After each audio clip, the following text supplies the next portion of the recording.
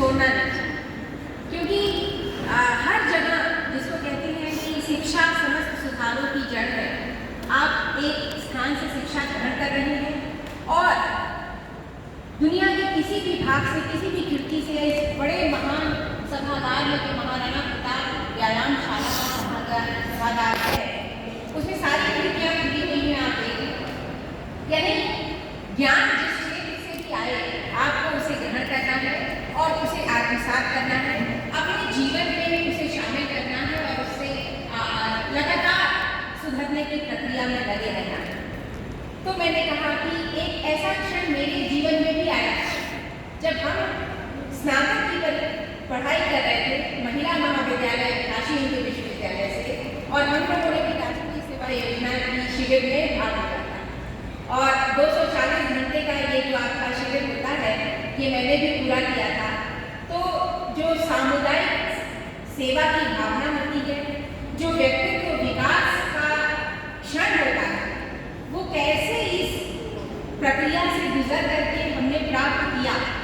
यानी आप ये देख रहे हैं कि आपके पहले मैं ये कार्यक्रम में शिविरार्थी हो करके जो कुछ भी ग्रहण किया, और आपको मैं बताऊँ उस समय जो हमारी टीचर्स थी, कैसे खड़े रहना है, कैसे बात करना है, ये सब पर उनका ध्यान जाता था। और वो कहती थी कि भाई अगर आप किसी से बात कर रहे हैं तो आपकी बॉडी लैंग्वेज कैसी होनी चाहिए, आपको कितना किसी से डिस्टेंस बना करके रहना चाहिए। छोटी छोटी बातें उन लोगों ने उस समय बताई। तो फिर मुझे लगा कि राष्ट्रीय सेवा योजना के इस शिविर में तो मैं ज़रूर बोलूँगी, क्योंकि मैं इसका हिस्सा पहले एक छात्रा की हैसियत से रह चुकी हूँ। तो आप सबको पता होगा कि इसकी शुरुआत कब से हुई। आपको मालूम होगा कि महात्मा गांधी जी का जब जन्म शताब्दी वर्ष मनाया जाता था, यानी 1969, तो 24 सितंबर 1969 से हम लोगों ने ये स्कीम प्रारंभ की कि बच्चों में जो विश्वविद्यालय में छात्र शिक्षा ग्रहण कर रहे हैं, उनको अगर हम राष्ट्र से जोड़ें, राष्ट्र के प्रति सेवा भाव दें, यानी उसमें स्वयं सेवा की जो ये भावना है, वो स्वयं सेवक है, यानी वो स्वयं की सेवा करने के लिए नहीं, स्वयं को सेवा के लिए उपस्थित करने वाला। तो हर समय, हर हाल में 24 आवर्स, तो जिसको हम कहते हैं राउंड द क्लॉक, आप अपने को सेवा के लिए समर्पित करें। ये भाव कैसे जागृत होगा? तो ये भाव जब आप शिक्षा ग्रहण कर रहे होंगे तब जागृत होगा। तो डॉक्टर VKPR राव जो केंद्रीय शिक्षा मंत्री थे उस समय, उन्होंने इस स्कीम को शुरू किया।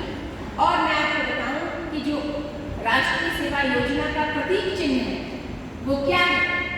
वो है उड़ीसा के कोणार्क का सूर्य मंदिर का रथ, जो लगातार चलते रहने की बात कर रहा है, 24 घंटे निरंतर चलते रहना। तो एक जगह मैंने पढ़ा कि लिखा था, if you are getting no result keep working, यानी अगर आपको कोई परिणाम नहीं मिल रहा है, कार्य करते रहिए। If you are getting bad results keep working, यानी अगर आपको बुरे परिणाम मिले फिर भी कार्य करते रहिए। फिर लिखा, if you are getting good results keep working, यानी अच्छे परिणाम भी मिले तो भी रुकना नहीं, चलते रहिए। तो ये है इस राष्ट्रीय सेवा योजना की।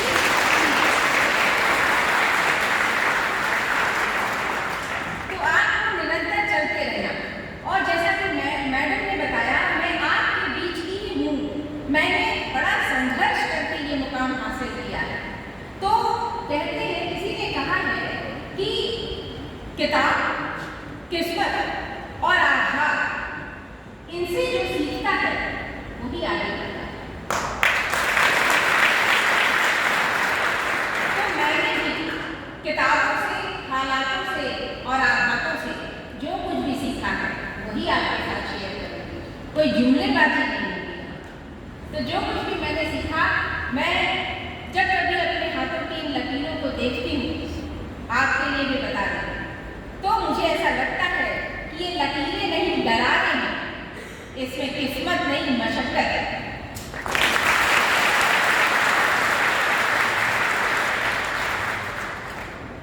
तो राष्ट्रीय सेवा योजना का मतलब ही होता है सोशल वेलबीइंग, यानी हमारा समाज अच्छा बने और निरंतर अच्छाई की ओर अग्रसर होता है।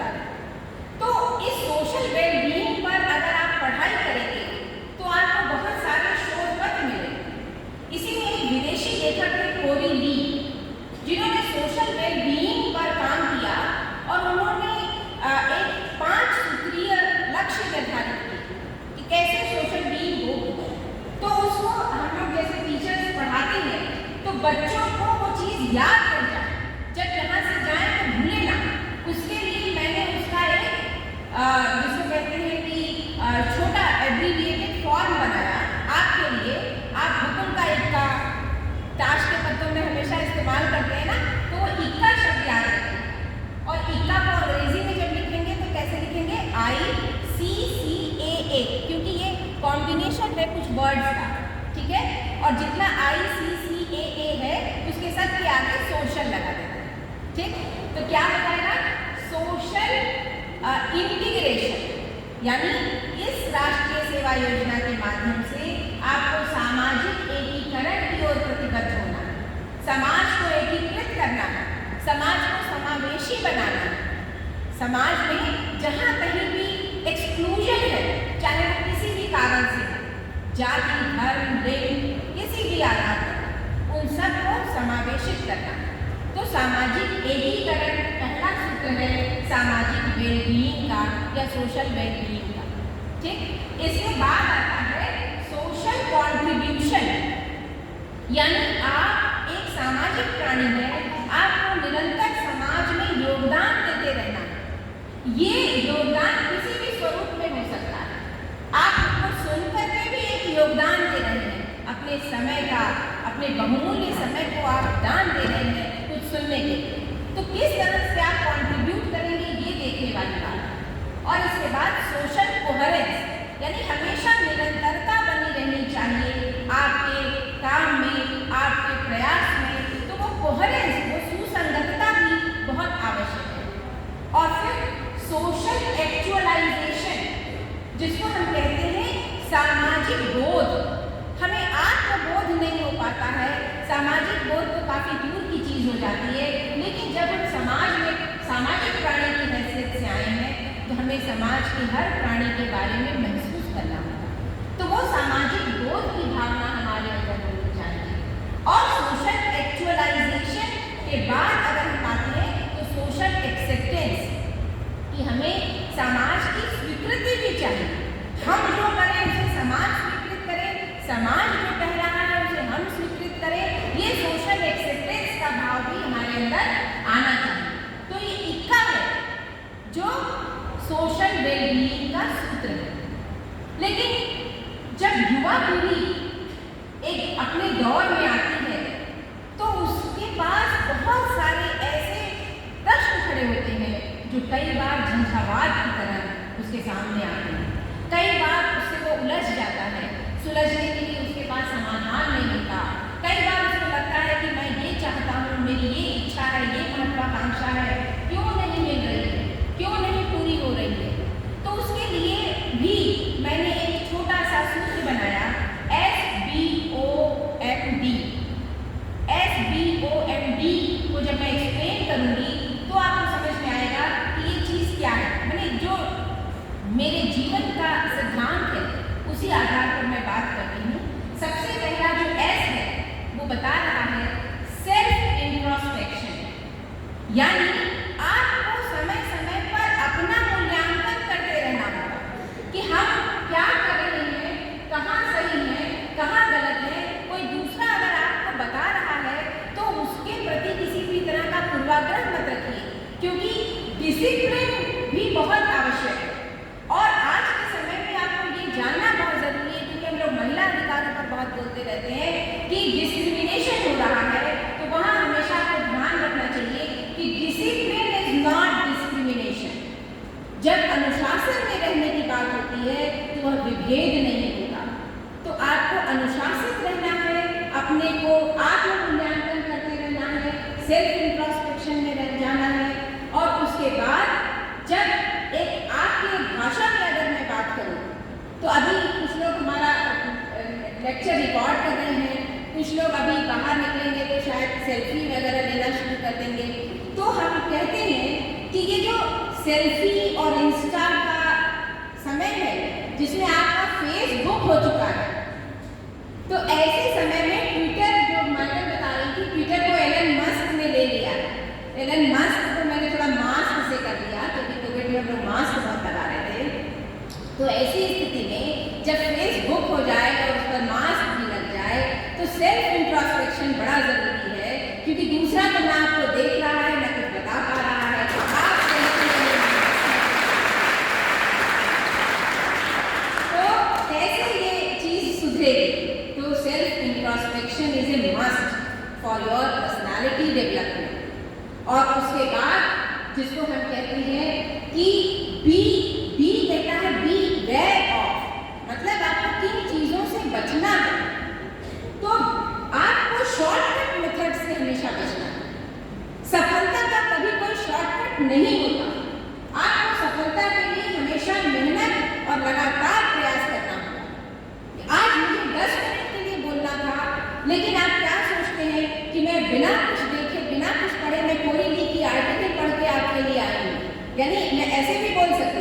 लेकिन बच्चों को संबोधित करना है तो कुछ अच्छा देना है तो पढ़ना पड़ेगा।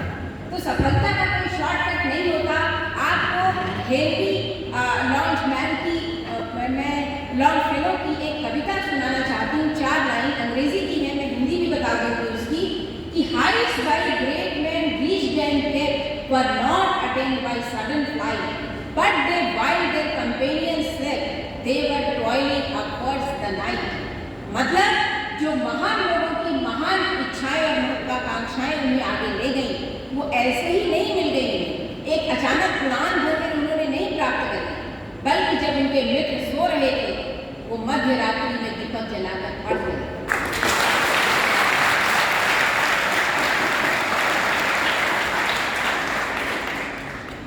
तो एक समय जब मैं हाई स्कूल या इंटर की छात्रा रही होंगी, उस समय कार्ड का बड़ा, अब तो सब व्हाट्सएप पे कार्ड सब चला जाता है, तो शादी का कार्ड भी व्हाट्सएप पर ही जा रहा है, लेकिन उस समय कार्ड न्यू ईयर का भी विश देने के लिए कार्ड होता था।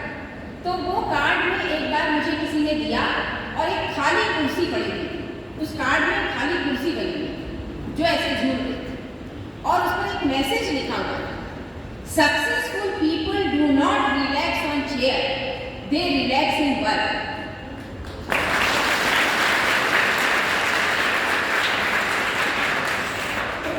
यानी अगर आपको सफल होना है तो आपको लगातार काम करना है, आप कुर्सी पे बैठ के आराम नहीं करना है।